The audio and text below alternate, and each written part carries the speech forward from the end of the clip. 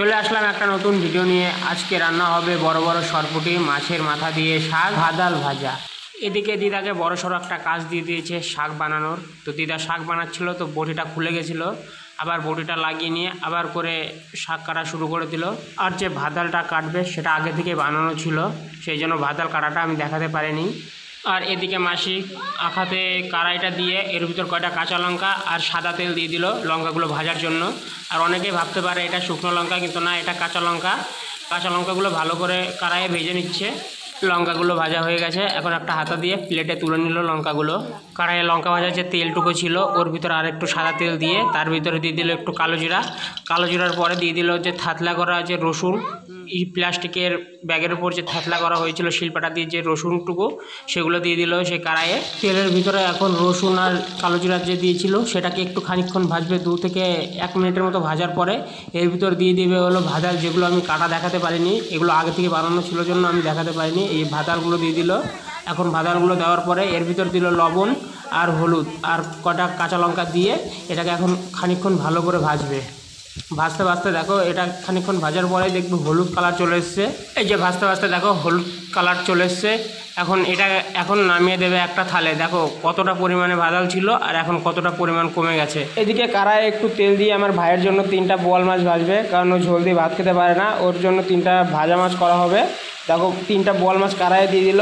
এখন 3টা বোয়াল মাছ কড়াই যতক্ষণ ভাজা হচ্ছে ততক্ষণ শিলপাটাতে জিরাটা বেড়ে নিচ্ছে। ভাজা মাছ দিয়ে ভাই ভাত খাবার জন্য দেখো মাছটাকে এপিট ওপিট করে ভালো করে উল্টে পাল্টে বল মাছটাকে ভালো করে ভেজে নিচ্ছে যেন কাঁচা না থাকে। দেখো ভাজতে ভাজতে লাল কালার চলে এসছে, মাছটা এখন ভাজা হয়ে গেছে। সব মাছ এখন থালে তুলে নেবে। ওই কড়াইয়ে আবার আর একটু তেল দিয়ে এর ভিতরে একটা মাছের মাথা আর একটা মাছের চাকা ছেড়ে দিল। এটা দিয়ে শাক হবে, মানে শাক ঘন্ট। আর এই মাছের মাথাগুলোকে এখন ভালো করে পিট ওপিট করে ভালো করে ভেজে নিচ্ছে। দেখো লাল হয়ে গেছে ভাজার জন্য। আমাদের মাছগুলো ভাজা হয়ে গেছে। মাছগুলো আর উঠালো না, কড়াইয়ে রেখে দিল। কিন্তু কড়াইয়ের নিচে যে একটু তেল ছিল, তেলের ভিতরে একটু জিরা দিয়ে এর ভিতরে কয়টা কাঁচা লঙ্কা দিয়ে কাঁচা লঙ্কাগুলোকে এখন খানিকক্ষণ ভালো করে ভাজবে। জিরা আর কাঁচা লঙ্কাটাকে একটু খানিকক্ষণ ভাজার পরে এর ভিতরে যে শাকগুলো ছিল সেই শাকগুলো সব দিয়ে দিল। শাকগুলো দেওয়ার পর শাকগুলো একটু খানিকক্ষণ ভাজার পরে এটার ভিতরে দেবে লবণ আর হলুদ দিয়ে এটাকে ভালো করে এখন ঘাটবে। শাকের ভিতরে যে 2টো মাছ দেওয়া হয়েছিল সেগুলো এখন ভালো করে ঘেটে ঘেটে ভেঙে দেবে খুন্তি দিয়ে। এদিকে শাক ঘন্টতে যে পিটুলুটা দেবে সেই জন্য সেই পিটুলু বানানো হচ্ছে এখানে। জিরা বাটা আর দিচ্ছে আটা আর চিনি দিয়ে এটা জল দিয়ে ভালো করে গুলিয়ে নিচ্ছে। গুলিয়ে নিয়ে এটা শাক ঘন্টর ভিতর দেখো দিয়ে দিল। দিয়ে এটা কিছুক্ষণ ঘাটবে। আর পিটুলুটা না দিলে শাক ঘন্ট টেস্টি হবে না। এই যে এখন শাক ঘন্টটাকে ভালো করে ঘেটে নিচ্ছে। এখন ঘেটে 2 থেকে 3 মিনিট জাল হওয়ার পরে শাক ঘন্টটাকে নামিয়ে নেবে। এই যে আমাদের শাক ঘন্টটা রেডি হওয়ার মধ্যে আমাদের শাক ঘন্টটা রেডি হয়ে গেছে। এখন কড়াইটা ধরে শাক ঘন্টটাকে নামিয়ে নিল। আমাদের কড়াইয়ের তেল গরম হয়ে গেছে। এখন এখানে মাছগুলো ছাড়বে, যেগুলো মাছের ঝোল হবে। মাছের মাথাগুলো আগে ভেজে নিচ্ছে, ওই জন্য সমস্ত মাছের মাথাগুলো আগে দিয়ে দিল কড়াইয়ে ভাজার জন্য। মাছের ঝোলে দেওয়ার জন্য ভাজা কাঁচা লঙ্কাগুলো সব বেটে নিচ্ছে শিলপাটাতে, এগুলো অনেকক্ষণ আগে ভেজে রেখেছিল। এপিট ওপিট করে খুব সুন্দর করে উল্টে দেখো মাছের মাথাগুলো সব ভেজে নিচ্ছে। দেখো কত সুন্দর করে উল্টে দিল মাছের মাথাগুলো। এই যে মাছের মাথাগুলো ভাজা হয়ে গেছে, এগুলো একটা বাটিতে উঠিয়ে নেবে। আর এখন দেবে মাছের পিঠাগুলো ভাজার জন্য। মাছের পিঠাগুলো দিয়ে দিল। এখন মাছের পিঠাগুলো ভাজা হয়ে গেছে, মাছের পিঠাগুলো উঠিয়ে নিল। কড়াইয়ে একটু তেল দিয়ে কড়াইয়ের ভিতরে একটু জিরা দিয়ে দিল। একটু তেলটা গরম হোক, এর ভিতরে দিয়ে দেবে হলো ফুলকপি। মাছের ঝোলে দেওয়ার জন্য ফুলকপি আর আলু যেগুলো কাটা হয়েছিল সেগুলো সমস্ত দিয়ে দিল।